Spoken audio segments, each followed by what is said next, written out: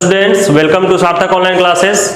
आज हम लोग लाइट चैप्टर में स्फेरिकल मिरर पढ़ेंगे। ठीक है, पिछले क्लास में आपको बताया गया था कि स्फेरिकल मिरर टू टाइप्स का होता है, एक कनकेव मिरर और दूसरा कन्वेक्स मिरर।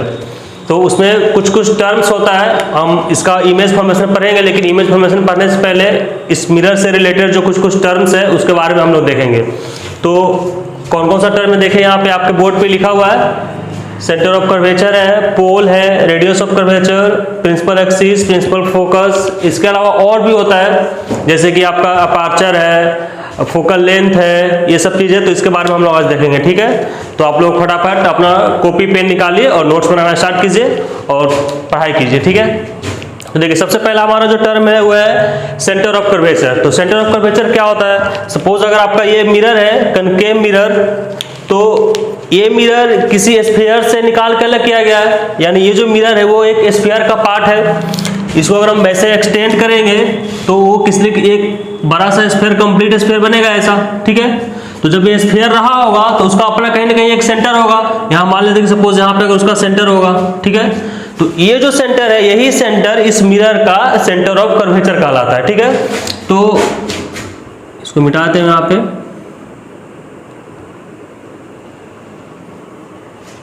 ठीक है, तो सेंटर ऑफ कर्वेचर क्या होता है? ये उस स्फीयर का सेंटर है जिस स्फीयर से निकाल के इस मिरर को बनाया गया है। ठीक है, तो आइए देखिए इसका डेफिनेशन क्या होता है। The centre of A sphere of which the spherical mirror is a part, यानी ये मिरर, ये जो सेंटर है उस स्फीयर का सेंटर है जिस स्फीयर का ये मिरर एक पार्ट है। तो उसके सेंटर को हम लोग सेंटर ऑफ कर्वेचर बोलते हैं, and it is denoted by C, capital C से इसको हम लोग डिनोट करते हैं, सेंटर ऑफ स्फीयर को। ये चीज याद रखिएगा, जो सेंटर ऑफ कर्वेचर होता है मिरर में, वो मिरर का पार्ट नहीं होता, वो मिरर के बाहर होता है। इसमें सेंटर ऑफ कर्वेचर यहाँ होगा। अगर कन्वेक्स मिरर की बात करें तो सेंटर ऑफ कर्वेचर इधर कहीं होगा, इस साइड में, यहाँ पे। ठीक है, तो सेंटर ऑफ कर्वेचर जो भी होता है स्फीयर का, वो मिरर से बाहर होता है, वो मिरर का हिस्सा नहीं होता। इस पे कहीं इधर कहीं नहीं होगा, वो जब भी होगा वो मिरर के या तो इधर होगा या इधर होगा। ठीक है, तो मिरर का पार्ट नहीं होता है। नेक्स्ट है हमारा पोल। पोल क्या होता है? तो पोल, हाँ, अब पोल जो है वो आपका मिरर का पार्ट होता है। देखिए पोल क्या होता है कि अगर मिरर, सपोज कि मिरर का नाम अगर लिख देते हैं एम से लेके एन तक अगर आपका मिरर है, कनकेव मिरर है, तो इस मिरर का जो ठीक बीच का पॉइंट होगा, इसका जो मिडिल पॉइंट होगा, उस पॉइंट को हम लोग बोलते हैं पोल। यानी सपोज अगर इसका बीच का पॉइंट मान लेते हैं यहाँ पे आता है, तो इसको हम लोग बोलते हैं pole, and pole is denoted by capital P. So the pole क्या होगा? Pole is the centre of the spherical mirror. ये जो स्फेरिकल मिरर है, उस मिरर का जो सेंटर होगा, जो बीच का पॉइंट होगा, उसको हम लोग पोल बोलते हैं। देखिए डेफिनेशन क्या लिखा हुआ है।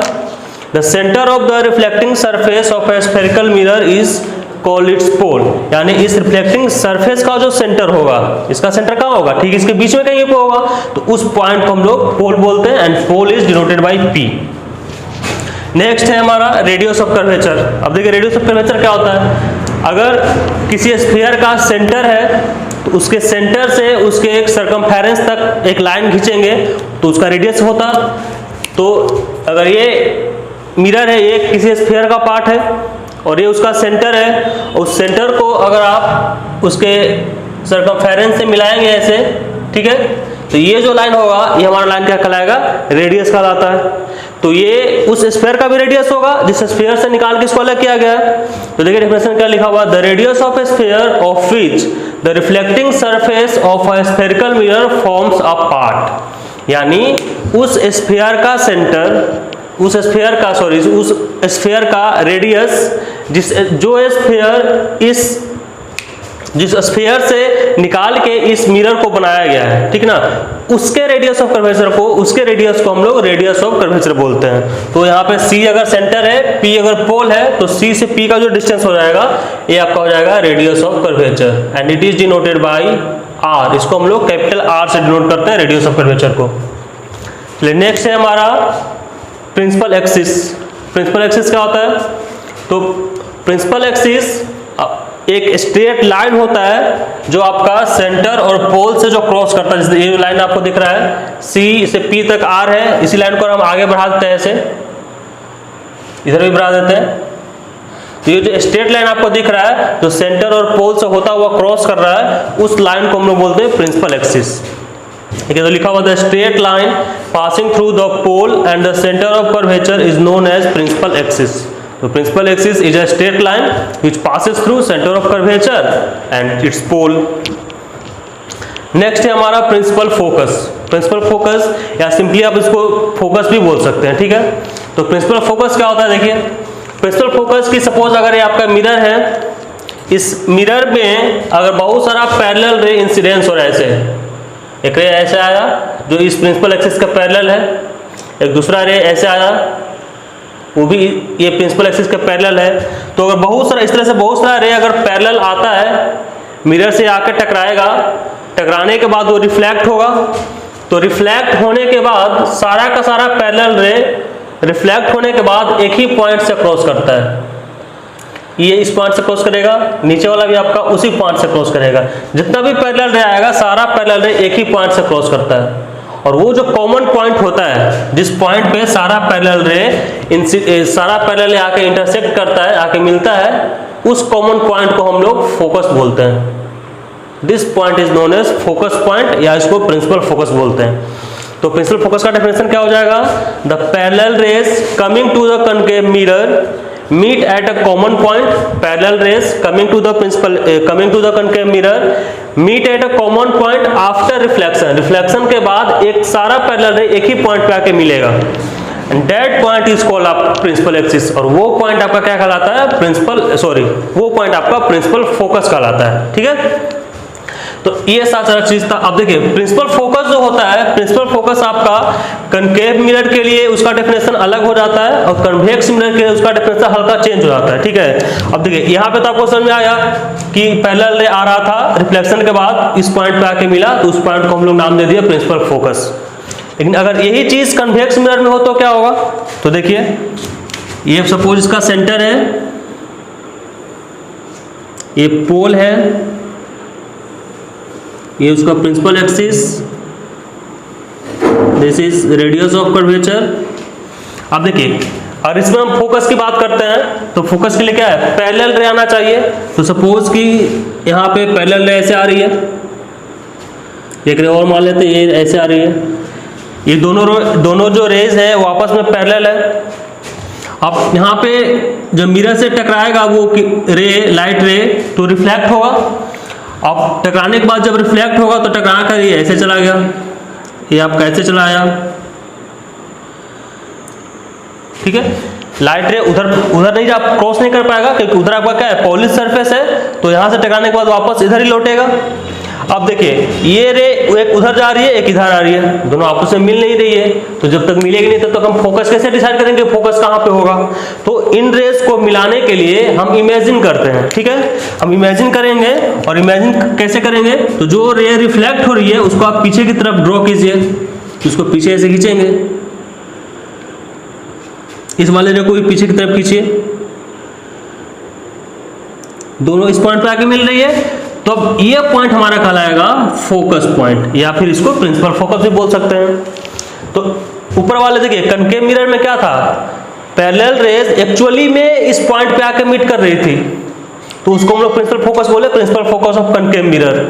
लेकिन इसमें एक्चुअली में तो मीट नहीं कर रही है, एक्चुअली में एक रे इधर जा रही है, एक रे इधर आ रही है, उसको पीछे की तरफ एक्सटेंड किए हैं तब जाके यहाँ पे मिल रही है। यानी इसमें जो है रेज एक कॉमन पॉइंट से आती हुई आपको दिखाई देगी। अगर आप इस वाले रे को देखेंगे तो ये लगेगा कि ये रे यहां से चल के आ रहा है, इस वाले रे को देखेंगे तो आपको लगेगा कि ये F पॉइंट से चलता हुआ आ रहा है। तो इसमें आपको एक कॉमन पॉइंट से आता हुआ रेस दिखाई देता है, it appears to come from a point, ये एक पॉइंट से आता हुआ दिखाई देता है, एक्चुअली भी नहीं आता है। ठीक है, तो इसलिए डेफिनेशन में थोड़ा बहुत अंतर हो जाता है। ठीक है, हम उसका भी डेफिनेशन लिखवा देते हैं, ये आप इसको यहाँ पे लिख लेंगे कि ये जो प्रिंसिपल फोकस है, प्रिंसिपल फोकस यहाँ पे is called the principal focus of concave mirror.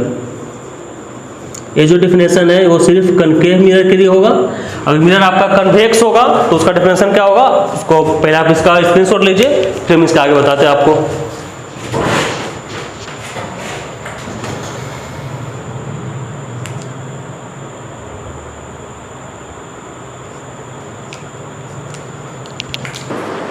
चलिए अब अगर प्रिंसिपल फोकस को अगर हम कन्वेक्स मिरर के लिए डिफाइन करें तो कन्वेक्स मिरर के लिए डेफिनेशन क्या हो जाएगा।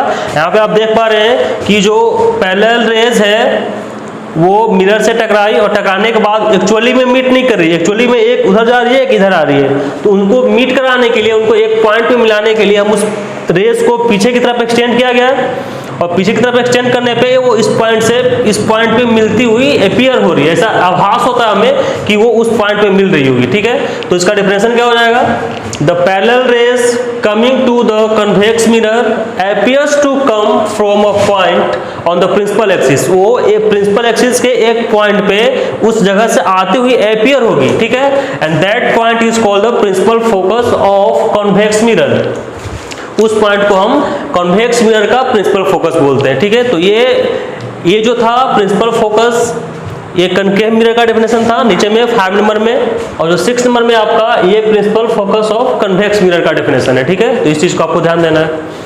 नेक्स्ट है हमारा फोकल लेंथ। फोकल लेंथ क्या होता है, तो जो आपका पोल है ये और ये फोकस पॉइंट है, इस दोनों के बीच का जो लेंथ होता है उस लेंथ को हम लोग बोलते हैं focal length.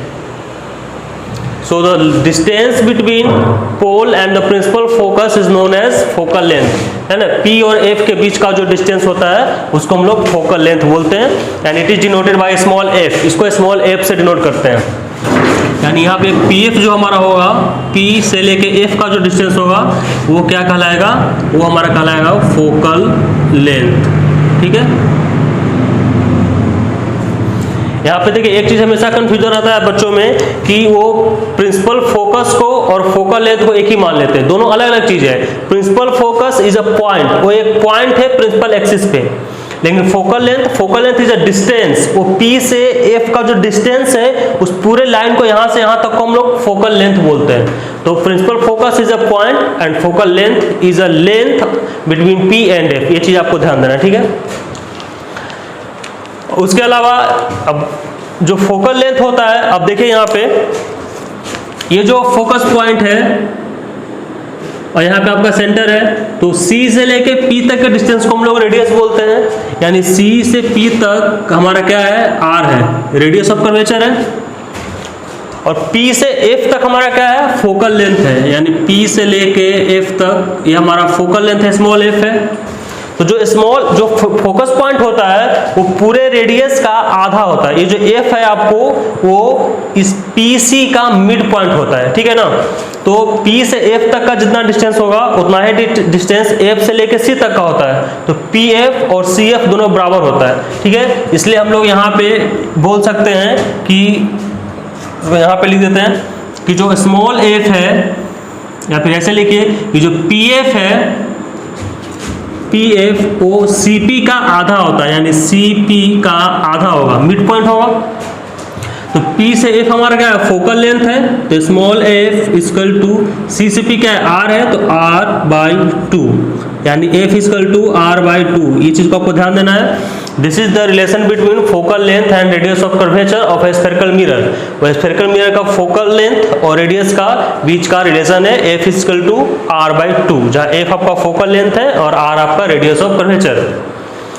Next topic, next point देखिए, नेक्स्ट हमारा अपर्चर। अपर्चर क्या होता है, जो आपका मिरर है वो M से लेके N तक आपका मिरर है, कनकेव मिरर है या कन्वेक्स मिरर जो भी मिरर है, तो ये जो M से लेके N तक है ये डिस्टेंस आपका रिफ्लेक्टिंग सरफेस है, यानी लाइट का रिफ्लेक्शन इतना ही दूर में होना है आपका। तो वो जो रिफ्लेक्टिंग सरफेस को अगर हम M से लेके N तक को ज्वाइन करते हैं ऐसे, अच्छा बाकी पहले मिटा दे ताकि ज़्यादा कंफ्यूजन ना हो, ये सब चीज़ों को मिटा देते, आप समझ चुके हैं पहले।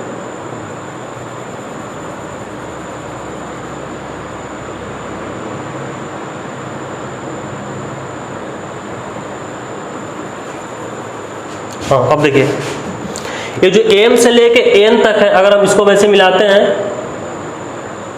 ये, तो ये लेंथ आपका कहलाएगा अपर्चर बोलते हैं इसको। This is the aperture of this mirror, वो इस मिरर का अपर्चर है, यानी जो हमारा रिफ्लेक्टिंग सरफेस है उसके जो डायमीटर होगा उस डायमीटर को हम लोग अपर्चर बोलते हैं। ठीक है, तो the diameter of the reflecting surface of a spherical mirror is called it's aperture. ठीक है, तो इतना सारा पॉइंट था स्फेरिकल मिरर से रिलेटेड, जिसको आप समझें। अब हम लोग इसके आगे पढ़ेंगे इमेज का फॉर्मेशन कि स्फेरिकल मिरर में इमेज कैसे बनता है, ऑब्जेक्ट कहाँ पे रहेगा तो उसका इमेज कहाँ पे बनेगा, तो अलग अलग पोजीशन पे अलग अलग प्रकार का इमेज बनता है, उसको हम लोग देखते हैं इसके आगे। ठीक है, पहले आप इसका इतना स्क्रीनशॉट लीजिए। अच्छा, ये अब पहले का भी है, आप पहले भी स्क्रीनशॉट ले चुके होंगे। नंबर 5 का इसको मिटा देते हैं।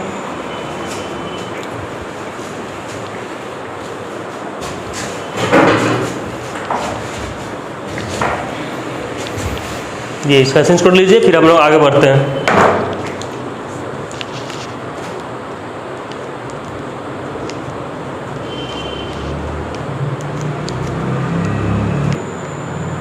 चलिए अब हम लोग देखेंगे कि कनकेव मिरर में इमेज का फॉर्मेशन कैसे होता है। ठीक है, image formation by concave mirror, ये हमारा हेडिंग है। तो देखिए अलग अलग पोजीशन पे अलग अलग ऑब्जेक्ट रखा हुआ है, तो हर एक पोजीशन का इमेज भी अलग अलग बनता है। ठीक है, तो अच्छा, इसको जानने से पहले इमेज फॉर्मेशन के लिए कुछ रे डायग्राम्स होते हैं, जो आपको रूल्स होते हैं इमेज रे डायग्राम, उसको जानना जरूरी है। तो पहले हम लोग उसको जान लेते हैं। तो इससे पहले आप यहाँ पे लिख लीजिए रूल्स फॉर इमेज फॉर्मेशन।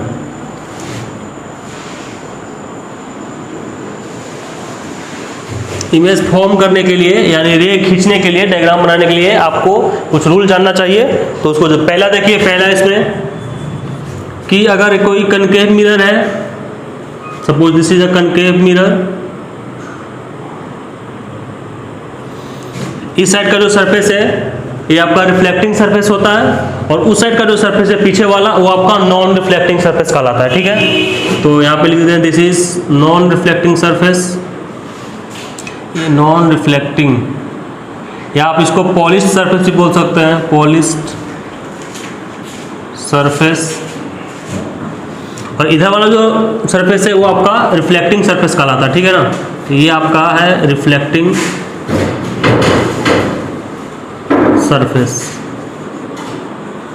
ठीक है, अब देखिए ये आपका मिरर है, ये principal axis, this is pole, this is focus, this is centre of curvature.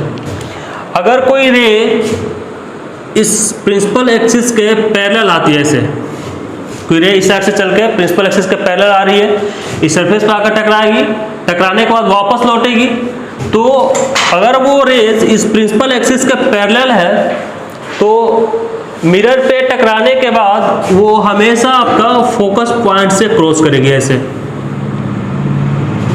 ये चीज आपको ध्यान देना है कि जब भी कोई ray, if the ray is coming parallel to the principal axis, अगर कोई रे प्रिंसिपल एक्सिस के पैरेलल आ रही है, then after reflection it will pass through the focus, वो रिफ्लेक्शन के बाद फोकस से ही क्रॉस करेगी। ये आपका पहला रूल है, ये आपको ध्यान देना। ठीक है, और अगर यही चीज कन्वेक्स मिरर में हो, तो सपोज कि ये आपका कन्वेक्स मिरर है, ठीक है, कन्वेक्स मिरर का उस साइड वाला हिस्सा आपका पॉलिश्ड होता है, तो इधर आपका पॉलिश्ड सरफेस है,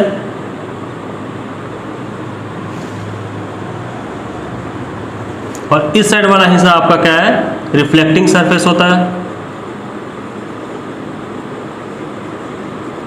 यानी रिफ्लेक्शन इस साइड में होगा। ठीक है, यहां भी ये उसका प्रिंसिपल एक्सिस है, this is P focus point, this is centre of curvature. ठीक है, अगर इसमें भी इस प्रिंसिपल एक्सिस के पैरेलल कोई रेज आती है, ऐसे इंसिडेंस होती है,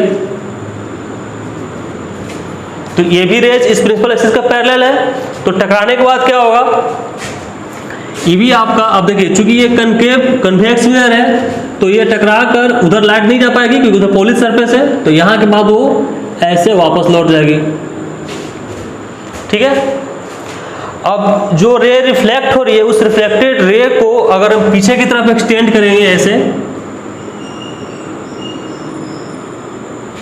तो ऐसा हमें एहसास होगा, ऐसा आभास होगा कि ये रे फोकस से होती हुई क्रॉस कर रही है। ठीक है, तो in the case of concave mirror the rays coming to the principal axis actually passes through the focus, वो एक्चुअल में फोकस से पास करती है, but in the case of convex mirror it appears to pass through the focus, focus से pass होते हुए appear होगी, आपको ऐसा लगेगा कि रिफ्लेक्टेड रेज यहां से चल के आ रही है। ठीक है, तो ये दोनों में अंतर है, तो हम यहां पे लिख भी देते हैं कि the raise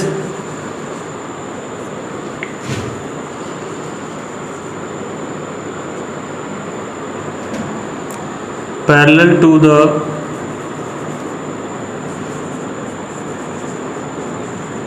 principal axis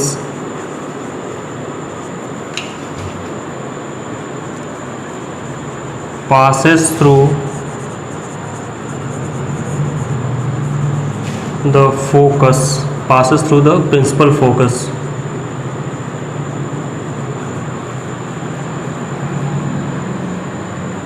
After reflection,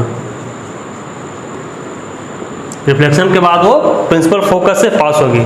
और इसमें क्या होगा, कन्वेक्स मिरर में, इसका हम यहाँ पे लिख देते हैं, the rays parallel to the principal axis, parallel to the principal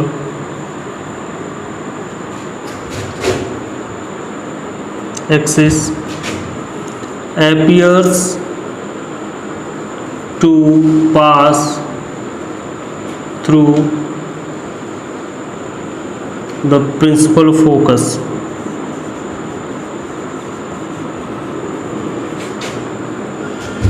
after reflection।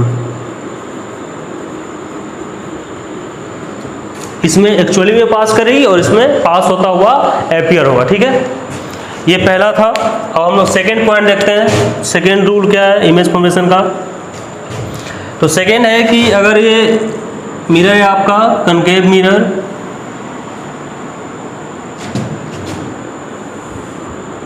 आपका पोल, फोकस, सेंटर ऑफ कर्वेचर। ठीक है, अब इसमें देखिए कि अगर कोई रे इस बार पैरेलल आ रही थी तो फोकस से क्रॉस की, अगर हम मान लेते हैं इस बार कोई रे ऐसे आ रही है, फोकस से होते हुए आ रही है, ऐसे आई और जाकर मिरर से टकराई। अब टकराने के बाद ये किधर लौटेगी? तो अब देखिए जो पैरेलल थी रे वो टकराने के बाद फोकस से क्रॉस हुआ था, तो यहाँ पे अगर कोई रे फोकस से आ रही है तो ये टकराने के बाद वापस से प्रिंसिपल एक्सिस के पैरेलल हो जाएगी, यानी ये दोनों लाइन फिर से आपस क्या होगा, आपस में पैरेलल हो जाएगा। तो ये इसका रिवर्स प्रोसेस है। इसमें पैरेलल रेस फोकस से क्रॉस करती है और फोकस से आती हुई रेस पैरेलल हो जाती है। ठीक है, अगर ये चीज़ आपका इसमें रहे कन्वेक्स मिरर में तो सेम चीज़ यहाँ भी होगा।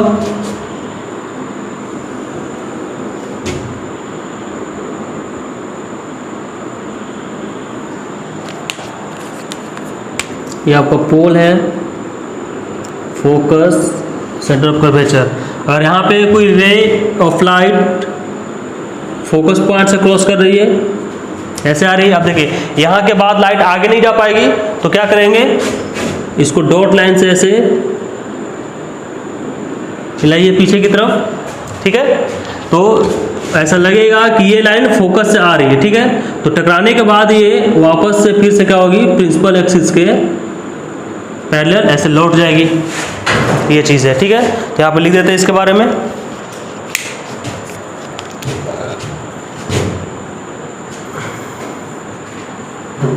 इफ द रे of light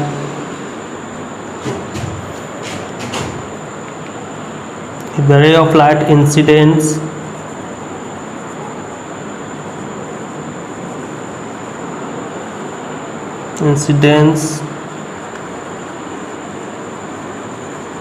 through focus of a mirror of a concave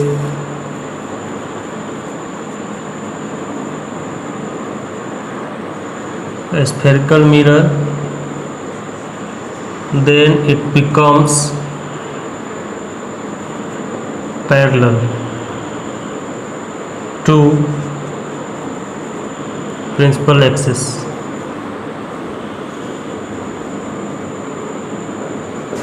वो क्या होगा, रिफ्लेक्शन के बाद प्रिंसिपल एक्सिस के पैरेलल हो जाएगा। ठीक है, ये दोनों प्रोसेस एक दूसरे का रिवर्सिबल प्रोसेस है। ठीक है ना, ये चीज़ आपको ध्यान देना। इसके लिए भी सेम स्टेटमेंट यही होगा, तो आप उसको भी यहाँ पे लिख सकते हैं, सेम चीज़ है। ठीक है, तो इतना स्क्रीनशॉट लीजिए, फिर हम लोग आगे बढ़ते हैं। अभी दो और रूल है आपको बताते हैं। ये जो लाइन्स है ये इसके लिए भी सेम है, तो इसको आप ऐसे भी लिख सकते हैं, ये इसके लिए भी सेम यही लाइन है। और ये आपका पहला नंबर था, ये दूसरा नंबर, इधर भी है नंबर 1, दिस इज नंबर 2। तो दोनों के लिए सेम ही स्टेटमेंट है, ठीक है, याद है। चलिए अब थर्ड नंबर देखिए। थर्ड नंबर क्या है कि अगर ये आपका कनकेव मिरर है,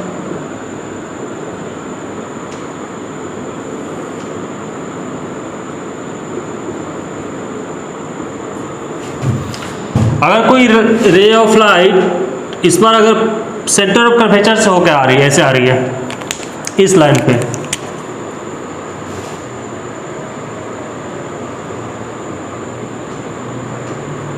ठीक है, मिरर को थोड़ा और हम बड़ा कर देते हैं, ऐसे आ रही है, यानी इस बार आपका जो रे ऑफ लाइट है वो सेंटर ऑफ कर्वेचर से होकर पास कर रही है। तो यहाँ पे आकर मिरर से टकराएगी, तो टकराने के बाद ये किधर लौटेगी, तो टकराने के बाद ये जो आपका रे है वो सेम लाइन पे वापस रिफ्लेक्ट हो जाती है। It reflects back along the same line, वो उसी लाइन पे वापस चली जाएगी, इधर उधर नहीं जाएगी, ठीक है। ऐसा क्यों होता है, क्योंकि देखिए ये आपका क्या स्फेरिकल मिरर है और ये स्फेरिकल मिरर एक स्फीयर का पार्ट है। तो मान लीजिए कि अगर ये कोई स्फीयर है या कोई सर्कल है, उसका ये अगर यहाँ पे सेंटर है, अगर इस सेंटर से हम रेडियस ड्रॉ करते हैं उसके सरकमफेरेंस पे, तो ये जो रेडियस होता है वो सरकमफेरेंस के इस पॉइंट पे हमेशा क्या होता है, परपेंडिकुलर होता है, नॉर्मल होता है ना। यहाँ भी खींचेंगे तो ये भी आपका नॉर्मल होगा, यहाँ भी खींचेंगे तो ये भी नॉर्मल होगा, हर जगह क्या होता है, नॉर्मल होता है। तो नॉर्मल है, इसका मतलब कि इस स्फेरिकल मिरर के लिए ये जो लाइन है वो नॉर्मल की तरह काम करता है, ठीक है। यानी जो लाइट आ रही है इंसिडेंट रे वो उस नॉर्मल लाइन के अलोंग आ रही है, उसी पे पैरेलल होके आ रही है, ठीक है। तो जब उसी लाइन पे आएगी तो नॉर्मल के साथ इंसिडेंट रे का एंगल कितना बनेगा, मान लीजिए कि ये आपका यहाँ से यहाँ तक ये नॉर्मल लाइन है और रे ऑफ लाइट भी ऐसे ही चल के आ रही है, दोनों उसी लाइन पे, तो दोनों के बीच का एंगल कितना है, 0। तो एंगल आई यहाँ पे कितना होता है, 0 होता है, 0 डिग्री। और angle of law of reflection के अकॉर्डिंग एंगल आई और एंगल आर दोनों इक्वल होना चाहिए, तो एंगल आर भी कितना होना चाहिए, 0 होना चाहिए। तो 0 डिग्री होने के लिए क्या होगा, उसी लाइन पे वापस होगी, तब ना एंगल आई और आर भी आपका दोनों का दोनों 0 होगा। तो ये चीज है कि अगर कोई रे of light centre of curvature से पास हो रही है तो वो after reflection returns along the same line, वो उसी लाइन पे वापस से रिटर्न हो जाती है, ठीक है। और अगर यही चीज कन्वेक्स मिरर में हो तब क्या होगा,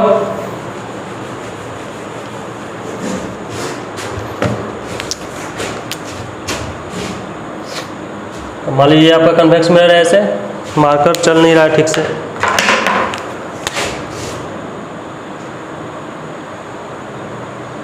ये ठीक है,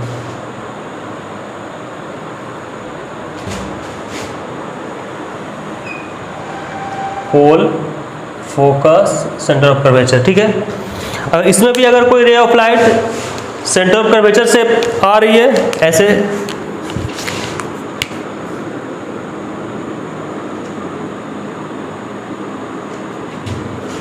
अब देखिए इसके बाद इसके आगे लाइट नहीं जा पाएगी, तो इसको हम आगे का जो लाइन होगा उसको डॉट लाइन से ऐसे रिप्रेजेंट करेंगे।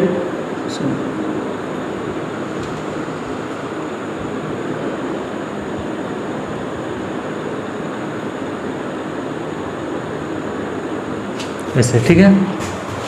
इसमें आपका जो रे ऑफ लाइट है वो सेंटर ऑफ कर्वेचर के टुवर्ड्स उसके तरफ ऐसे जा रही है, तो यहाँ पे रिफ्लेक्ट होने के बाद क्या होगा, ये भी आपका उसी लाइन पे वापस ऐसे रिटर्न हो जाएगा, ठीक है। तो दोनों में सेम ही चीज है। If ray of light incident to the centre of curvature it reflects back along the same line after reflection. तो उसको हम यहाँ पे स्टेटमेंट लिख देते हैं, दोनों के लिए सेम ही चीज होगा। If the ray of light incident light is incident through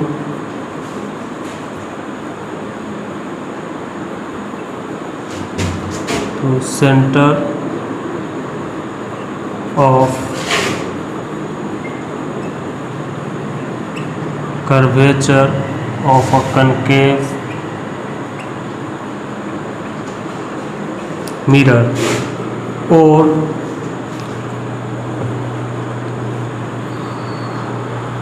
directed towards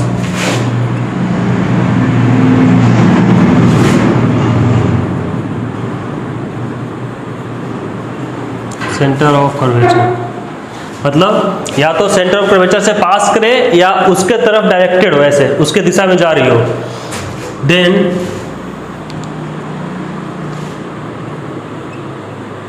it is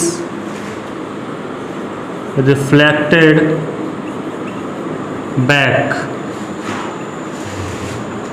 along the same line, वो उस लाइन के along फिर वापस से उसी लाइन पे रिफ्लेक्ट हो जाएगी। ठीक है, चलिए ये था। और नेक्स्ट हमारा चौथा एंड लास्ट रूल क्या है इमेज फॉर्मेशन के लिए,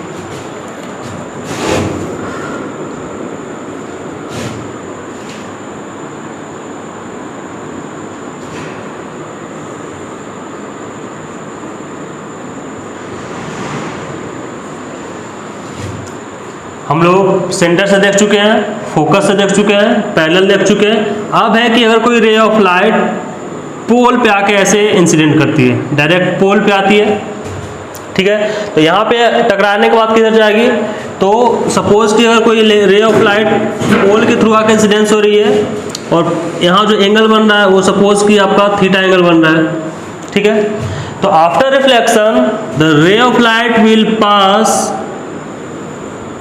ऐसे वो पास करेगी making the same angle to the principal axis. Principal axis के साथ यहाँ देखिए प्रिंसिपल एक्सिस से ऊपर जितना एंगल बनेगा उसके नीचे भी आपका उतना ही एंगल बनता हुआ आपका लाइट, रे ऑफ लाइट वापस से रिफ्लेक्ट हो जाएगा। यानी यहाँ पे लॉ ऑफ रिफ्लेक्शन आपका फॉलो होगा। ठीक है, हालांकि लॉ ऑफ रिफ्लेक्शन हर एक केस में फॉलो होता है, ठीक है, इसमें कोई डाउट नहीं है, लेकिन यहाँ भी आपको ध्यान देना है कि जब अगर रे ऑफ लाइट पोल पे आके सीधा इंसिडेंस होती है तो जितना डिग्री के एंगल से वो इंसिडेंस होगी उतना ही डिग्री के एंगल से वापस वो रिफ्लेक्ट हो जाती है। अगर यही चीज इसमें हो कन्वेक्स मिरर में,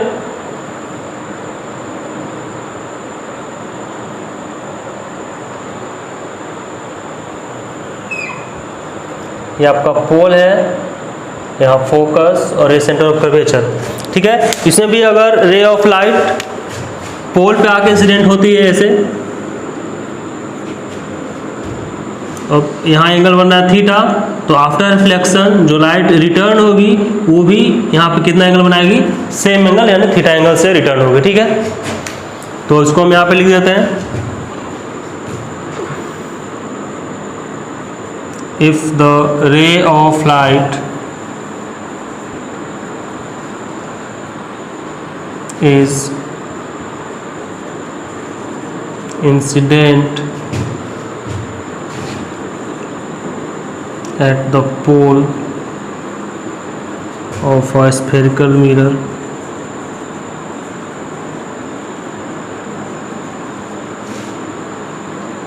then it is reflected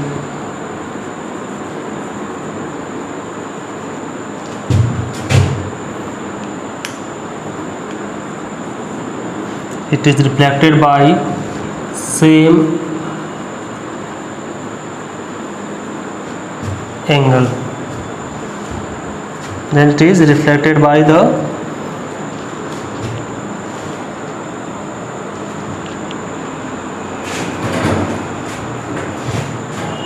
चीज। ठीक है, तो ये आपका हो गया, ये 4 मेन रे डायग्राम्स थे। इन चीज को फॉलो करते हुए अब हम लोग इमेज फॉर्मेशन की बात करेंगे। ठीक है, कि इमेज कैसे बनता है। जब भी हम लोग इमेज फॉर्मेशन करेंगे तो इन्हीं चारों टाइप के रे का इस्तेमाल करेंगे और आपका इमेज बनता चला जाएगा। ठीक है, तो इसको आप स्क्रीनशॉट लीजिए, फिर इसके आगे हम लोग इमेज फॉर्मेशन देखते हैं।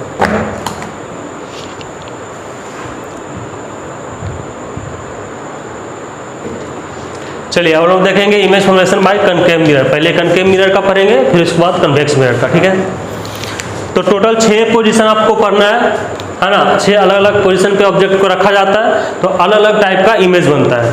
तो पहले हम लोग देखते हैं, सबसे पहला जो हमारा है पोजीशन ऑफ ऑब्जेक्ट। सबसे पहले अगर ऑब्जेक्ट किसी मिरर से इन्फिनिटी दूर पर रखा हुआ है, एट इन्फिनिटी, अनंत पे रखी हुई है ऑब्जेक्ट एट इन्फिनिटी। इन्फिनिटी का सिंबल ऐसा होता है। तो सपोज कि एक मिरर है आपका, कनकेव मिरर,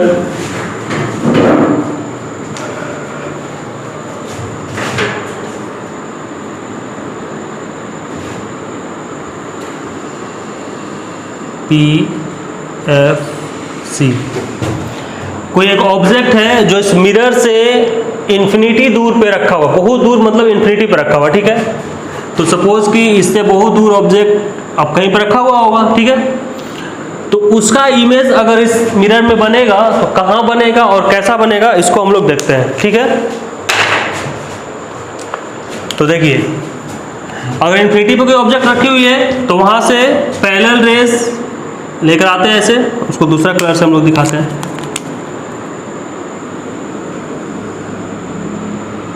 ठीक है, पैरेलल रेस लेकर आए। अच्छा, इस एक बात आप लोग और जान लीजिए कि किसी भी मिरर में जब हम लोग इमेज फॉर्मेशन करते हैं तो इमेज को फॉर्म करने के लिए वी रिक्वायर मिनिमम 2 रेस। हम लोग को कम से कम 2 रे की रिक्वायरमेंट होती है। उन 2 रे के हेल्प से हम लोग इमेज का फॉर्मेशन करते हैं। दोनों रे को मिरर में रिफ्लेक्ट करवाते हैं। आफ्टर रिफ्लेक्शन जिस पॉइंट पे जाकर दोनों रे मिलती है उस कॉमन पॉइंट पे हमारा इमेज का फॉर्मेशन होता है, ठीक है। तो एक रे हम अनंत से इन्फिनिटी से लेकर आए हैं, वो आया ऐसे पैरेलल प्रिंसिपल एक्सिस के, जाकर मिरर से टकराया। टकराने के बाद आपको थोड़ा देर पहले बताया अभी कि पैरेलल रेज होती है वो रिफ्लेक्शन के बाद किस पॉइंट से गुजरती है, कहाँ से क्रॉस करेगी वो। तो पैरेलल रेज आपका फोकस से गुजरती है तो ऐसे क्रॉस करेगी वो, ठीक है। एक दूसरा जो रे है वो भी पैरेलल लेके आते हैं यहाँ से। अच्छा, यहाँ पे आप पूछ सकते हैं पैरेलल रे क्यों लेकर आ रहे हैं। तो पैरेलल रे हम जानते हैं कि जो पैरेलल लाइंस होते हैं, आप मैथ में से पढ़े होंगे कि पैरेलल लाइंस जो होते हैं वो जाके कहाँ मिलते हैं, इन्फिनिटी पे मिलते हैं, ठीक है ना। तो पैरेलल रे जाके इन्फिनिटी पे मिलते हैं और पैरेलल रे आती भी कहाँ से है, तो इन्फिनिटी से चल के आती है, ठीक है। तो चूंकि हमारा ऑब्जेक्ट इन्फिनिटी पे रखा हुआ है तो वहां से जो भी रेज आएगी वो एक दूसरे का पैरेलल होगी, ठीक है। तो parallel rays meet at infinity and comes from infinity. Infinity से आती भी है और इन्फिनिटी पे जाके मिलती भी है। तो 2 रेज को हम लेकर आए हैं, दोनों रेज पैरेलल है।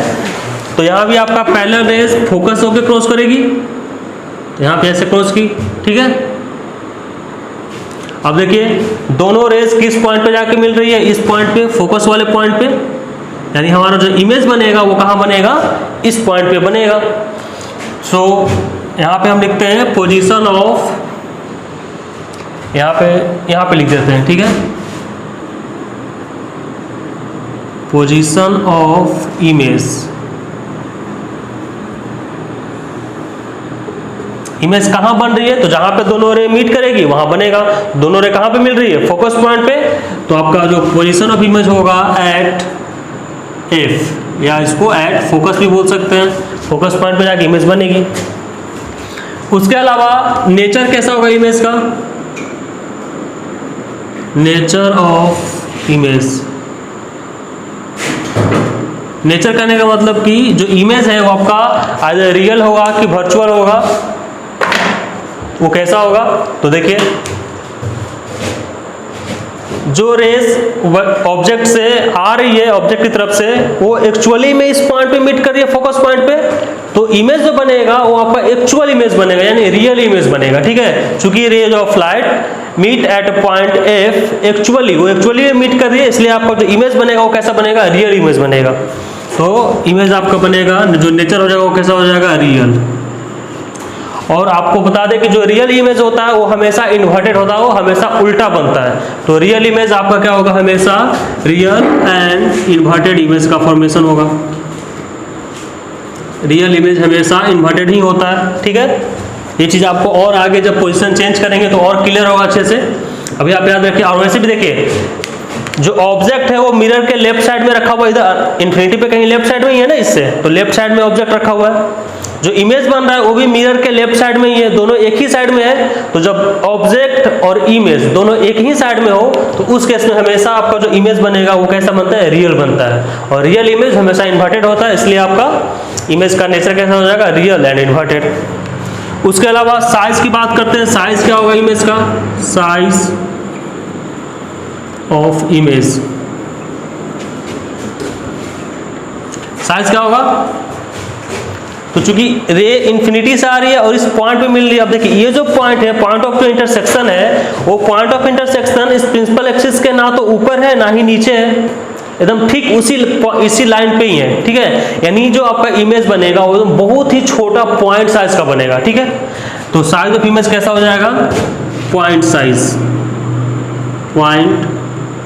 साइज, या इसको आप हाईली डिमिनिश्ड भी बोल सकते हैं, हाईली डिमिनिश्ड मतलब बहुत ही छोटा बनेगा, एकदम पॉइंट साइज का बनेगा, ठीक है।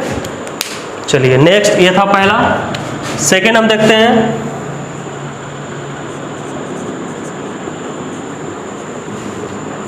पोजीशन ऑफ ऑब्जेक्ट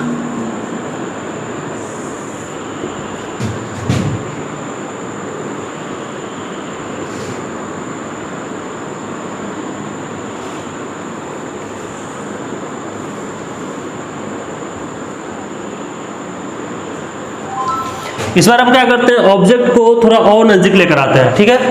पहले इन्फिनिटी पे था, अब इस बार ऑब्जेक्ट को हम यहाँ पे लाकर रखते हैं सी के बगल में। तो पोजीशन ऑफ ऑब्जेक्ट इस बार हमारा क्या हो जाएगा? ऑब्जेक्ट कहाँ पे रखा हुआ है? तो बियॉन्ड सी मतलब सेंटर ऑफ कर्वेचर। तो सेंटर ऑफ कर्वेचर के थोड़ा सा पहले लाके ऑब्जेक्ट को रखते हैं। अब देखिए इसका इमेज कहाँ बनेगा, कैसा बनेगा? तो एक रे यहाँ से पैरेलल लेकर आते हैं। अब देखिए पिछला बार में ऑब्जेक्ट इन्फिनिटी पे था तो हमको दिख नहीं रहा था, इस बार हमको ऑब्जेक्ट दिख रहा है, सेंटर के बगल में रखा हुआ तो वो दिख रहा है, ठीक है। यहाँ से एक पैरेलल रे आई, तो आपको मालूम है पैरेलल रे कहाँ से क्रॉस करती है रिफ्लेक्शन के बाद? फोकस से। तो ये रे आपका ऐसे फोकस से गुजरेगी, ठीक है। इमेज बनाने के लिए हमको कम से कम 2 रे चाहिए, तो एक रे आए। अब दूसरा रे लेकर आते हैं। दूसरा रे मान लीजिए कि हम सेंटर ऑफ कर्वेचर से ही क्रॉस कराते हैं, ठीक है, ऐसे। तो आपको थोड़ा सा पहले बताया है रूल्स में कि अगर कोई इमेज, अगर कोई रे of light centre of curvature से आ रही है तो आफ्टर रिफ्लेक्शन वो कहाँ जाएगी? वो उसी लाइन पे वापस रिफ्लेक्ट हो जाती है। तो it will reflect back along the same line, उसी लाइन पे वापस हो जाएगी, ठीक है। अब 2 रे हम लेकर आए। अब देखिए दोनों रेस किस जगह पे मिल रही है, दोनों का इंटरसेक्शन पॉइंट कहाँ पे है? तो दोनों रेस इस पॉइंट पे आके मिल रही कि नहीं? यहाँ पे इस पॉइंट पे आके मिल रही है, ठीक है। यानी आपका इमेज कहाँ बनेगा? यहीं बनेगा। अब देखिए इमेज बनाने के लिए यहाँ पे लिखिए position of image, position of image, nature of image,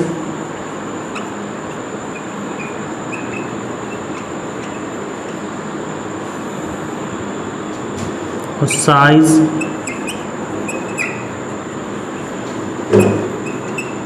of image.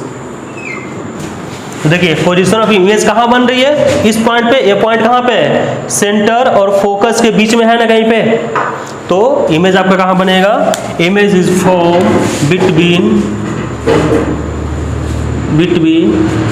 F and C, यानी image will form between focus and centre of curvature, C और एफ के बीच में बनेगा। अब इस पॉइंट को प्रिंसिपल एक्सिस से ऐसे मिलाइए। देखिए ऑब्जेक्ट जो था वो ऑब्जेक्ट का नाम देते, अगर यहाँ इसका नाम ए बी है, इसका नाम हो जाएगा ए डैश बी डैश, ठीक है। जो ऑब्जेक्ट जो था वो प्रिंसिपल एक्सिस के ऊपर में था और जो इमेज बना वो प्रिंसिपल एक्सिस के नीचे बना, ठीक है ना। इसका मतलब ऑब्जेक्ट ऊपर है, इमेज नीचे है, यानी ये इसका उल्टा है। तो नेचर ऑफ इमेज कैसा हो जाएगा? अच्छा रियल है कि वर्चुअल है? तो यहाँ पे देखिए जो रेज ऑब्जेक्ट से चल के आ रही थी वो एक्चुअली में यहाँ पे आकर मीट कर रही है, रियल में मिल रही है। तो इमेज आपका कैसा बनेगा? रियल बनेगा। एंड रियल के साथ साथ सीधा होगा कि उल्टा होगा, इन्वर्टेड होगा कि इरेक्ट होगा? तो देखिए ऑब्जेक्ट था प्रिंसिपल एक्सिस के ऊपर, इमेज है प्रिंसिपल एक्सिस के नीचे, तो इसका उल्टा है। तो रियल एंड इन्वर्टेड इमेज का फॉर्मेशन होगा, ठीक है। अब वैसे भी जो इमेज रियल होती है वो इन्वर्टेड ही होती है। थर्ड है आपका साइज। इसका साइज क्या होगा? तो साइज देखिए आपको दिखने से भी ये छोटा लग रहा होगा, है ना। ऑब्जेक्ट कंपेरेटिवली इमेज का साइज छोटा दिख रहा है, तो साइज ऑफ इमेज क्या हो जाएगा, ये आपका डिमिनिश्ड साइज का बनेगा, डिमिनिश्ड यानी छोटा बनेगा, एकदम पॉइंट साइज का नहीं होगा, फिर भी पॉइंट साइज से थोड़ा सा बड़ा होगा, यानी उसको हम लोग डिमिनिश्ड बोल सकते हैं, बहुत छोटा बनेगा। तो ये था 2 को, अभी ऐसा 4 को और पोजीशन पड़ेगा हम लोग, पहले इतना स्क्रीनशॉट लीजिए फिर आगे देखते हैं।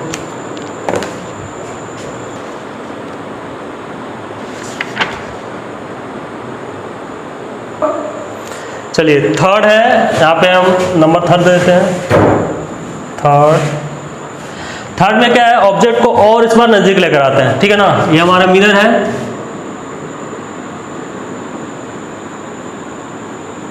ये पोल यहाँ पे फोकस है, यहाँ पे सेंटर ऑफ कर्वेचर है, ठीक है। पिछले बार हम लोग ऑब्जेक्ट कहाँ रखे थे, सी के जस्ट पहले रखे थोड़ा सा, अब इस बार हम लोग आके सी पे रखेंगे, यानी सेंटर ऑफ कर्वेचर के ऊपर लाकर रखेंगे ऑब्जेक्ट को, ऐसे। अब इसका इमेज बनाना है, यहाँ से एक पैरेलल रे लेकर आते हैं ऐसे, ठीक है। तो हम जानते हैं कि पैरेलल रे कहाँ से क्रॉस करते हैं after reflection, it will pass through the focus, वो फोकस से ऐसे आएगी, ठीक है। एक रे हो गया, इस ऑब्जेक्ट का नाम देते हैं ए बी। दूसरा जो रे है वो हम फोकस से अगर लेके आते हैं ऐसे, तो फोकस से आने वाली रे ऑफ लाइट रिफ्लेक्शन के बाद कहाँ से गुजरती है, तो वो वापस से पैरेलल हो जाते हैं, जो पैरेलल आएगी वो फोकस से क्रॉस करेगी, और जो फोकस से आएगी वो फिर से पैरेलल हो जाती है, यानी ये वाला जो रे होगा हमारा क्या हो जाएगा, ऐसे पैरेलल हो जाएगा फिर से, ठीक है। अब देखिए ये लाइन हल्का सा टेढ़ा हो चुका है, इसको हम सीधा कर देते हैं।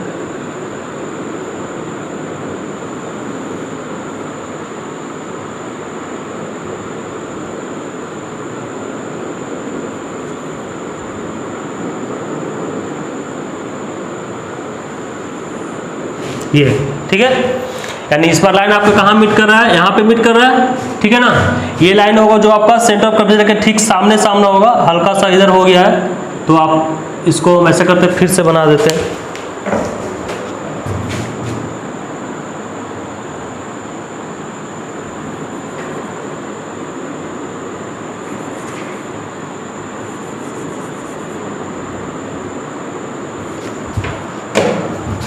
ठीक है, पैरेलल लाइन फोकस से क्रॉस करेगी, और फोकस से आने वाली रे ऑफ लाइट वो फिर से आपका क्या हो जाएगी, पैरेलल हो जाएगी, ठीक है। तो दोनों रेस किस पॉइंट पे मिल रही है, इस पॉइंट पे आके मिल रही है, ठीक है। अब इस पॉइंट को आप मिलाइए प्रिंसिपल एक्सिस से, तो ठीक सेंटर के ये सामने होगी, ठीक है ना। तो इमेज आपका इस बार, तो सबसे पहले पोजीशन ऑफ ऑब्जेक्ट, ऑब्जेक्ट को हमने कहाँ पे रखा था, तो सी पे रखा था, सेंटर ऑफ कर्वेचर पे। तो यहाँ आप लिखते हैं position of object at centre of curvature, आप डायरेक्ट एट सी लिख सकते हैं, कोई दिक्कत नहीं है शॉर्ट में। तो इमेज कहाँ पे बन रही है, इमेज भी देखिए ऑब्जेक्ट रखा हुआ है सी के सामने, ये आपका सी है, सेंटर ऑफ कर्वेचर है, इमेज भी ठीक उसी के नीचे बन रही है, ठीक है ना। तो पोजीशन ऑफ इमेज कहाँ हो जाएगा, एट सी, यानी सेंटर ऑफ कर्वेचर। तो जिस जगह पे ऑब्जेक्ट रखा हुआ था, अगर इमेज भी उसी जगह पे बन रहा है, तो इसका साइज भी आपका क्या होगा, सेम होगा। अगर पोजीशन ऑफ ऑब्जेक्ट और पोजीशन ऑफ इमेज दोनों एक ही जगह पे है, तो साइज भी ऑब्जेक्ट और इमेज का क्या होगा, आपस में बराबर होगा। तो नेचर, तो यहाँ पे साइज ऑफ इमेज क्या हो जाएगा, सेम साइज, जो इमेज बनेगा आपका सेम साइज का बनेगा, क्योंकि जिस पोजीशन दोनों का सेम है तो साइज भी दोनों का सेम होना चाहिए। एक है नेचर ऑफ इमेज, नेचर क्या होगा, अब देखिए ऑब्जेक्ट मिरर के लेफ्ट साइड में रखा हुआ है, इमेज भी मिरर के लेफ्ट साइड में ही बन रहा है, ठीक है। तो लेफ्ट साइड में बन रहा है और प्रिंसिपल एक्सिस के नीचे बन रहा है, तो जो प्रिंसिपल एक्सिस के नीचे बन रहा है, इसका मतलब कि वो क्या होगा, इसका नाम देते हैं ए डैश बी डैश, इसका उल्टा बनेगा। तो नेचर ऑफ इमेज हो जाएगा आपका रियल एंड इन्वर्टेड, इन्वर्टेड मतलब कि उल्टा बनेगा। जब जब इमेज प्रिंसिपल एक्सिस के नीचे बने वो हमेशा इन्वर्टेड ही होगा, और जिस साइड ऑब्जेक्ट है उसी साइड इमेज बनेगा तो वो इमेज रियल होगा। इस तरह से आपका इमेज बनेगा रियल एंड इन्वर्टेड एट सी, और साइज हो जाएगा सेम साइज। सेम साइज क्यों, क्योंकि जहाँ पे ऑब्जेक्ट है वहीं भी इमेज बन रहा है, इसलिए सेम साइज का बनेगा। अब देखिए नेक्स्ट चौथा, इसको हम लोग 4th नंबर दे देते हैं। 4th नंबर में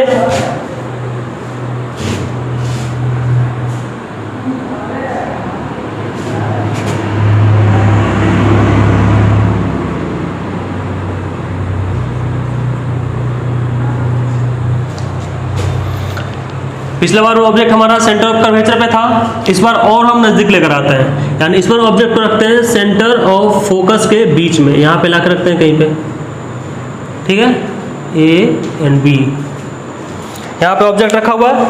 अब बनाइए इसका इमेज। इसका इमेज बनाने के लिए एक पैरेलल रे लेकर आते हैं ऑब्जेक्ट से। तो पैरेलल रे कहाँ से गुजरेगा, हर बार की तरह इस बार भी फोकस से, ठीक है। दूसरा रे हम अगर फोकस से लेकर आते हैं ऐसे, तो फोकस से आता हुआ रे ऑफ लाइट रिफ्लेक्शन के बाद कहां से क्रॉस करेगा, वो वापस से पैरेलल हो जाता है। तो ये लाइन आपका क्या हो जाएगा, फिर से पैरेलल हो जाएगा, यानी इस पॉइंट पे आके मिला दोनों रे, ठीक है। अब ये पॉइंट कहां, इसको मिलाइए प्रिंसिपल एक्सिस से, तो यहां मिलेगा आपका, यानी सेंटर ऑफ कर्वेचर के थोड़ा सा पहले, यानी beyond centre of curvature, centre of curvature के बाद जाके मिलेगा। तो पोजीशन ऑफ ऑब्जेक्ट क्या लिखेंगे, ऑब्जेक्ट कहां पे रखा हुआ था, सी और एफ के बीच में, तो पोजीशन ऑफ ऑब्जेक्ट हमारा है बिटवीन सी एंड एफ, यानी centre of curvature and focus के बीच में रखा हुआ है। इमेज कहां पे बन रहा है, इमेज सी के बगल में बन रहा है, सी के बाद बन रहा है, तो पोजीशन ऑफ इमेज क्या हो जाएगा, बियॉन्ड सी, ठीक है। नाम दे दीजिए A dash and B dash. Nature कैसा होगा, तो देखिए ऑब्जेक्ट मिरर के लेफ्ट साइड में है, इमेज भी मिरर के लेफ्ट साइड में, जिस साइड ऑब्जेक्ट है उसी साइड इमेज है, तो इमेज आपका नेचर कैसा हो जाएगा, रियल होगा। एंड रियल के साथ साथ क्या होगा, इन्वर्टेड होगा। इन्वर्टेड कैसे होगा, ऑब्जेक्ट प्रिंसिपल एक्सिस के ऊपर और इमेज प्रिंसिपल एक्सिस के नीचे, तो नीचे वाला हमेशा इन्वर्टेड होता है, तो रियल एंड इन्वर्टेड।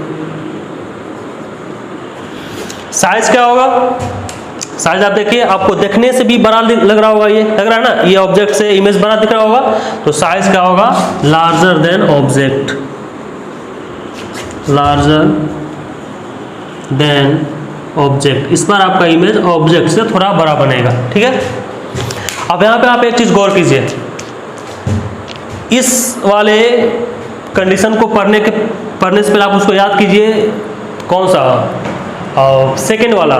सेकंड में ऑब्जेक्ट को कहाँ पे रखा गया था, सी के बगल में रखा गया था, बियॉन्ड सी, तो इमेज कहाँ बना था, बिटवीन सी एंड एफ। आप पीछे देखिए, तो जब ऑब्जेक्ट बियॉन्ड सी था तो इमेज का फॉर्मेशन सी और एफ के बीच में हुआ था। इस बार उसका उल्टा ही है, इस बार हम लोग ऑब्जेक्ट को रखे हैं सी और एफ के बीच में, तो इमेज कहाँ बन रहा है, बियॉन्ड सी, तो उसका रिवर्स है। इस तरह से आप याद रख सकते हैं, अगर एक याद रहेगा आपको तो दूसरा ऑटोमेटिक याद हो जाएगा, ठीक है। तो चलिए ये हो गया चौथा, दो और बचा हुआ है, इसका स्क्रीनशॉट लीजिए, फिर हम लोग आगे बढ़ते हैं।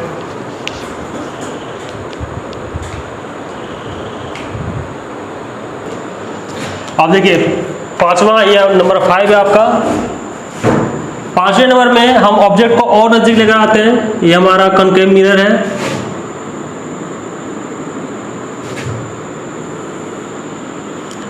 आई होप कि आपको अच्छे से समझ में आ रहा होगा, ठीक है। अगर फिर भी किसी को कोई दिक्कत रह जाता है तो आप नीचे कमेंट बॉक्स में कमेंट करके हमें बता सकते हैं। आपको जो भी डाउट है आपको कमेंट में रिप्लाई कर दिया जाएगा, ठीक है। इस बार हम ऑब्जेक्ट को फोकस पे लाकर रखते हैं, फोकस पॉइंट पे, यहाँ पे। तो पोजीशन ऑफ ऑब्जेक्ट हमारा क्या हो जाएगा, एट एफ या एट फोकस। यहाँ पे आपका ऑब्जेक्ट रखा हुआ है इस बार। अब इसका इमेज बनाना है, तो एक रे पैरेलल घिसे यहाँ से, तो पैरेलल रे कहाँ से क्रॉस करती है, फोकस पॉइंट से। तो ये सॉरी ये थोड़ा गड़बड़ हो गया, इसको फोकस पॉइंट से लेकर आइए ऐसे, ठीक है। दूसरा जो रे है वो उसको हम अगर ऐसे पोल से लेकर आते हैं, तो आपको बताए थे केस नंबर 4 याद कीजिए कि अगर कोई रे ऑफ लाइट पोल पे इंसिडेंट होती है तो सेम एंगल के साथ रिफ्लेक्ट होती है, यानी वो जो लाइन होगी वो ऐसे आके आपको रिफ्लेक्ट हो जाएगी, ठीक है, इस तरीके से। अब आप देखिए ये ऑब्जेक्ट का नाम देते हैं ए बी। अब इमेज बनने के लिए इमेज कहाँ पे बनता है, तो दोनों रे रिफ्लेक्शन के बाद जिस पॉइंट पे इंटरसेक्ट होती है उस इंटरसेक्शन पॉइंट पे इमेज बनता है। इस बार दोनों रेज कहाँ मिल रही है, देखिए ये रे, ये रिफ्लेक्टेड रे ऐसे जा रही है और ये ऐसे जा रही है। दोनों रेज आपस में इस बार क्या है, पैरेलल है ना। देखिए ये दोनों रे आपको पैरेलल दिख रहा होगा। तो पैरेलल रे है, तो पैरेलल रे कहाँ जाके मिलती है, आपको भी थोड़ा देर पहले बताएं कि जो पैरेलल रेज होती है वो इन्फिनिटी से आती है और इन्फिनिटी पे जाके वापस मिलती है। ठीक है, तो ये दोनों रिफ्लेक्टेड रे आपस में पैरेलल है, तो इन दोनों को हम आगे बढ़ाएंगे इस तरह से। तो आगे आप कहाँ तक बढ़ाना पड़ेगा, इसको इन्फिनिटी तक बढ़ाते चले जाइए। तो ये दोनों रे जाके कहाँ पे मिलेगी, इन्फिनिटी पे जाके मिलेगी। तो इमेज कहाँ बनेगा, जहाँ मिलेगी वहाँ इमेज बनेगा। इन्फिनिटी पे मिलेगी तो इन्फिनिटी पे इमेज बनेगा। तो पोजिशन ऑफ इमेज क्या हो जाएगा इसके लिए हमारा, एट इन्फिनिटी। इन्फिनिटी पे जाकर आपका इमेज बनेगा। नेचर क्या होगा, नेचर क्या होगा, देखिए नीचे कहीं भी जाके मिले होगा तो प्रिंसिपल एक्सिस के नीचे ही है ना, तो इन्वर्टेड होगा। और जिस साइड आपका ऑब्जेक्ट भी लेफ्ट साइड में है, इमेज भी लेफ्ट साइड में ही है, तो रियल होगा। तो नेचर कैसा हो जाएगा इसका, रियल एंड इन्वर्टेड। साइज क्या होगा, अब ऑब्जेक्ट जो रे है वो इन्फिनिटी पे जाकर मिलेगी, तो इन्फिनिटी पे जाके मिलेगी तो हमको आइडिया नहीं लग पाएगा कि कितना बड़ा इमेज बनेगा उसका। तो इमेज के साइज को हम लोग डिटरमाइन नहीं कर सकते हैं। तो यहाँ पे लिख देंगे जो इमेज का साइज होगा वो हाईली इनलार्ज होगा, बहुत बड़ा बनेगा। ठीक है ना, क्योंकि जो रेज है वो इन्फिनिटी पे जाके मिलेगी तो हाईली इनलार्ज्ड, यानी बहुत बड़ा इमेज का फॉर्मेशन होगा। ठीक है, तो ये था आपका फिफ्थ पोजीशन ऑब्जेक्ट का, उसका इमेज फॉर्मेशन इस तरह से हुआ। अब लास्ट है हमारा सिक्स्थ नंबर। सिक्स्थ नंबर देखिए,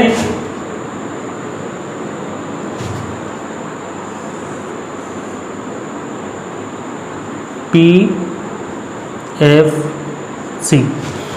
इस बार ऑब्जेक्ट को और नजदीक लेकर आइए। सी इन्फिनिटी पे रख के देख चुके हम लोग, सी के बगल में रख के देखें, फिर सी पे, फिर सी और एफ के बीच में, फिर एफ पे।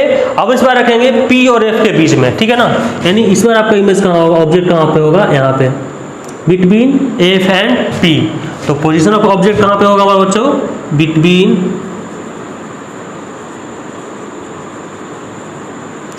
पी एंड एफ, पी और एफ के बीच में होगा, पोल और फोकस के बीच में। इसका इमेज बनाने के लिए एक पैरेलल रे से खींचिए। पैरेलल रे कहाँ से क्रॉस करेगी, अच्छा इसको ऐसे पॉलिश कर देते हैं।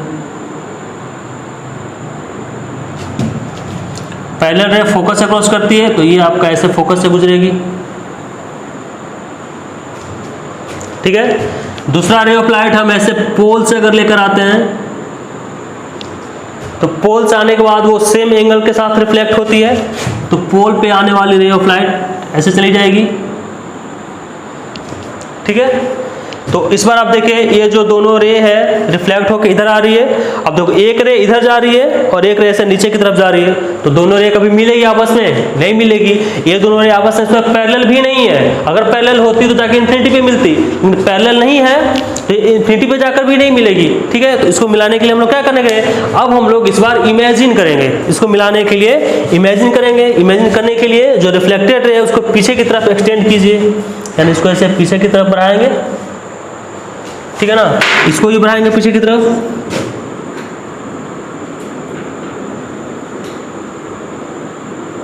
दोनों जाके देखिए इस पॉइंट पे मिलेगी पीछे कहीं पे। ठीक है ना, अब उस पॉइंट को प्रिंसिपल एक्सिस से मिलाइए। अब इस बार देखा जाए, ऑब्जेक्ट प्रिंसिपल एक्सिस के ऊपर रखा हुआ था, इमेज भी प्रिंसिपल एक्सिस से कहाँ बना, ऊपर बना ना, दोनों रेज ऊपर में मिल रही है, तो ऑब्जेक्ट भी ऊपर, इमेज भी ऊपर। ऑब्जेक्ट का नाम अगर ए बी है, इसका भी नाम क्या हो जाएगा, ए डैश बी डैश। ठीक है, तो सबसे पहले हम बात कर लेते हैं पोजीशन ऑफ इमेज। इमेज कहाँ बन रही है, तो इस बार इमेज आपका मिरर के दूसरे साइड में बन रही है। मिरर के लेफ्ट साइड में ऑब्जेक्ट रखा हुआ था और इमेज मिरर से राइट साइड में बन रही है ना, दूसरे साइड बन रही है। तो पोजीशन ऑफ इमेज हो जाएगा behind the mirror, behind the mirror. ठीक है, नेचर कैसा होगा, ऑब्जेक्ट प्रिंसिपल एक्सिस के ऊपर, इमेज भी ऊपर, ठीक है। तो आपका सीधा बनेगा यानी इरेक्ट बनेगा। और इस बार जो इमेज बन रहा है वो एक्चुअल रे के मिलने से नहीं बन रहा है, इस बार हम लोग डॉट लाइन से इमेजिन किया गया है ना, उसको जबरदस्ती मिलाया गया है। तो इस बार जो इमेज बनेगा वो कैसा होगा, वर्चुअल होगा, रियल नहीं होगा, क्योंकि रियली में जो इमेज है वो तो रियली में जो रे है वो आपस में मिले ही नहीं कभी, उसको मिलाने के लिए इमेजिन किया गया इस बार। तो वर्चुअल एंड इरेक्ट, इरेक्ट क्यों, क्योंकि प्रिंसिपल एक्सिस के ऊपर है इसलिए इरेक्ट होगा, ठीक है। साइज क्या होगा, साइज देखिए आपको इससे बड़ा दिख रहा होगा, है ना, तो साइज हो जाएगा larger than object, larger than object. Object से क्या होगा, इस बार आपका इमेज थोड़ा बड़ा बनेगा। तो ये टोटल 6 पोजीशन थे। इसको हम लोग इनलार्ज भी बोल सकते हैं, जो लार्जर देन ऑब्जेक्ट है इसको आप इनलार्ज भी लिख सकते हैं, यहाँ पे स्लैश करके इनलार्ज लिख दीजिएगा, ठीक है। पिछला बार वाला हाईली इनलार्ज था, इस बार इनलार्ज होगा, बड़ा बनेगा लेकिन बहुत बड़ा नहीं बनेगा, ऑब्जेक्ट से बड़ा बनेगा लेकिन, ठीक है। तो ये टोटल 6 पोजीशन हम लोग देखे कनकेव मिरर का। अब हम लोग कल पढ़ेंगे, नेक्स्ट वीडियो में हम लोग पढ़ेंगे convex image formation by convex mirror. Convex mirror में कैसे इमेज बनता है। आज के लिए इतना ही, फिर मिलते हैं अगले क्लास में। हमारे वीडियोस को लाइक कीजिए एंड हमारे चैनल को सब्सक्राइब कीजिए। सार्थक ऑनलाइन क्लासेस चैनल को आप जाके यूट्यूब पे सब्सक्राइब कीजिए, ताकि आपके 10th क्लास का हर एक वीडियो आपको मिलता रहे। आपको यहाँ पे हम कंप्लीट सिलेबस पढ़ाया जाएगा, ठीक है। आप कोरोना काल में घर पे बैठे आराम से पढ़ सकते हैं, कहीं बाहर जाने की जरूरत नहीं है। सो तब मिलते हैं अगले क्लास में, तब तक के लिए थैंक यू।